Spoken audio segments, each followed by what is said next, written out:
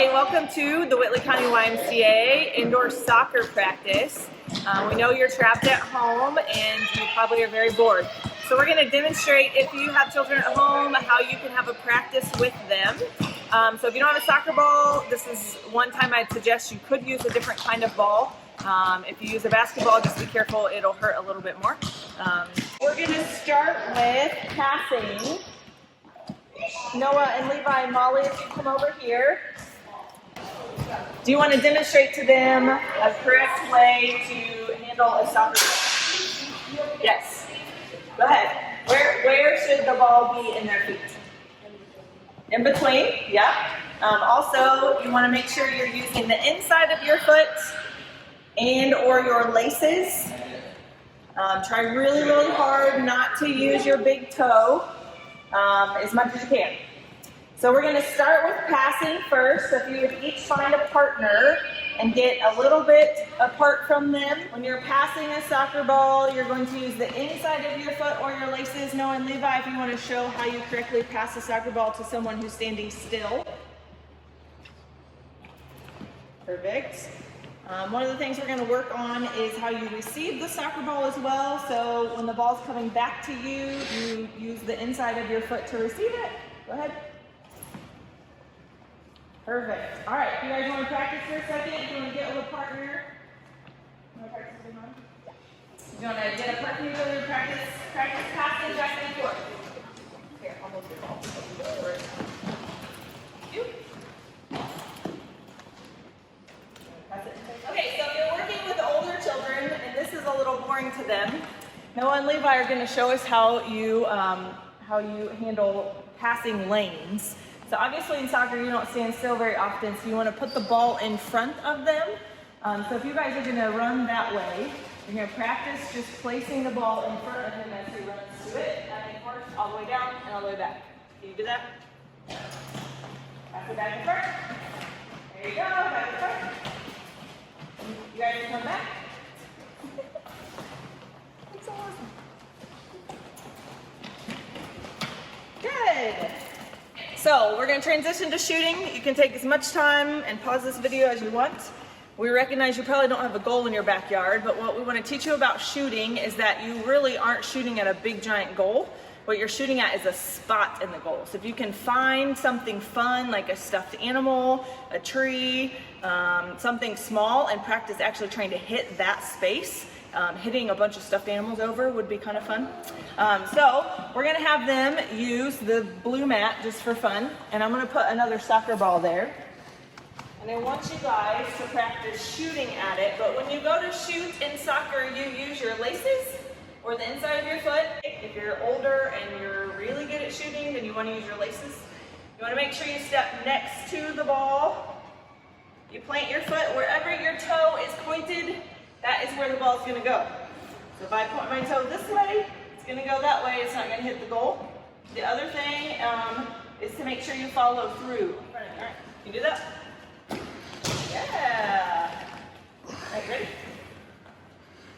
Molly, you want to go next? Nice. Yeah, Molly. Perfect. Look at all. Good job. Those are great laces. All right, everybody grab your ball again. We're going to work on dribbling. Grayson, you can grab any ball. So dribbling, not like basketball dribbling, but like soccer dribbling. If everybody would get on this black line down here, this way.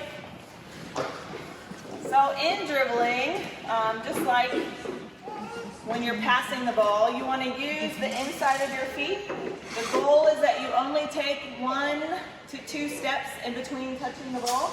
So 1 to 2 steps. One step would be like this. As younger kids get used to this, it's going to be all over the place, and that's totally okay. Older kids, you want to learn to get faster. So one thing for fun would be for parents that have older kids is to yell out a number or do a math problem. And so if you say even numbers mean you have to sprint, odd numbers mean you have to stop and do a move. You could say you could jog through a circle, you could change directions, but you can add in something that makes them think while they're doing a move. So even would be you have to sprint. So if I said 2 plus 2, you'd have to figure out is that an even or odd number. would you sprint, and if I said 3 plus 2, odd would be you'd have to stop the ball from throwing. Does that make sense? Okay. But dribbling is essentially just getting the ball wherever you need it to go. Older students, you can look up some really awesome moves that as you add more numbers in, or more equations, you could stop and do a different kind of a move. But for little ones, I just want you to dribble all the way to the black line and back. The goal being you keep the ball right in front of you. Okay? All right. On your mark, get set, go. It's not a race. Try to keep it in front of you as much as you can. Good job. Keep on. All the way down to the black and back. Go.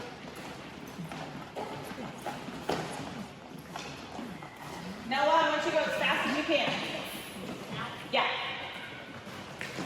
There you go. Okay, this time we're going to work on stopping. So I want you to dribble, and if I yell red light, you have to stop your ball.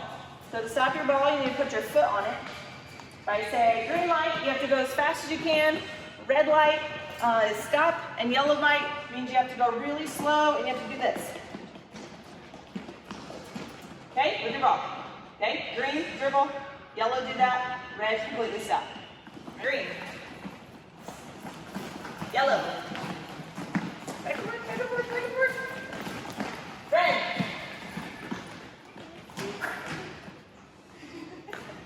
Green. Red. Yellow. Red. Okay, we are going to do what's called touch drills. Probably make sense if I'm in front of you. A touch drill is just anything to get the ball in front of you and more touches on the ball. So earlier when we did yellow, this would be a touch drill. Okay? Another touch drill would be learning to bring it backwards.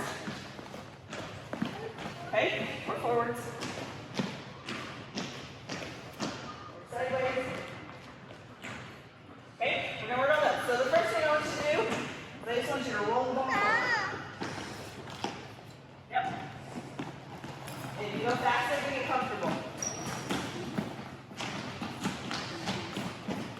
Put your foot on top, slide it forward. Foot on top, slide it forward. Good. All right, this time I want you to go backwards. You're going to put your foot on top and pull. Put your foot on top, pull. And then go as fast as you can. Yeah, good job.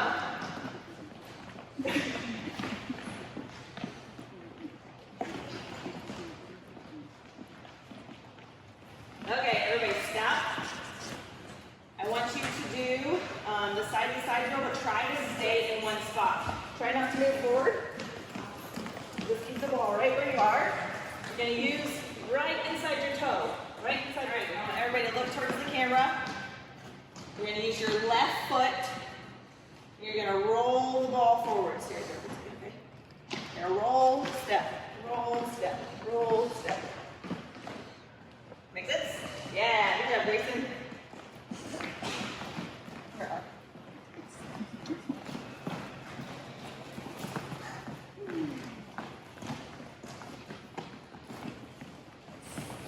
So every time you get to a cone, you're going to do something different. So when you're dribbling to a cone, you might stop, pull back, dribble to a cone, step, turn over, to a cone, turn around. Make sense? Every time you get to a cone, you're going to try something different to control the ball. If you don't have cones at home, you can use pillows or stuffed animals or whatever, or call it a number. All right, Molly, you want to go first? Good.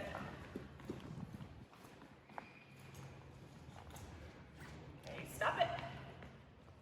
Good. Yeah, I like it.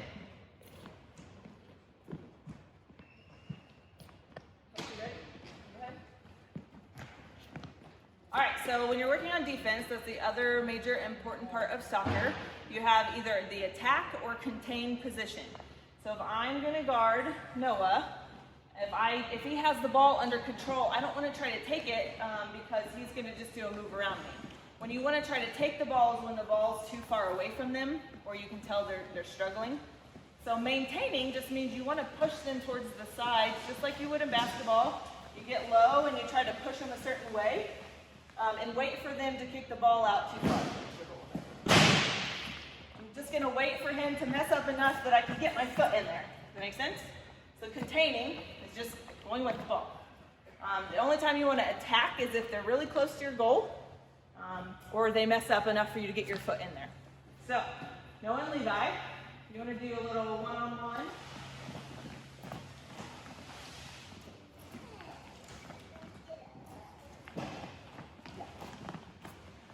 There you go.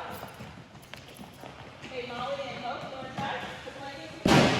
Hold on, you take the ball, Molly, you're just going to, yeah, there you go.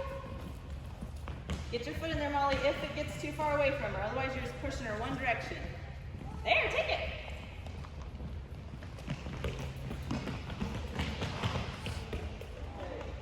Okay. Another thing I would add is that you can do all varying kinds of this. So if you have 2 kids in the house, you could play one-on-one. If you want to add parents in, you could do 2-on-2.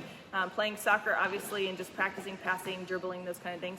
But another thing is you could turn this into a workout. So one kid could have to run a circle while the other kid dribbles, and then you switch. You could say you have to do push-ups and then the other kid while they're doing back and forth between their feet. So you can add any kind of thing you want.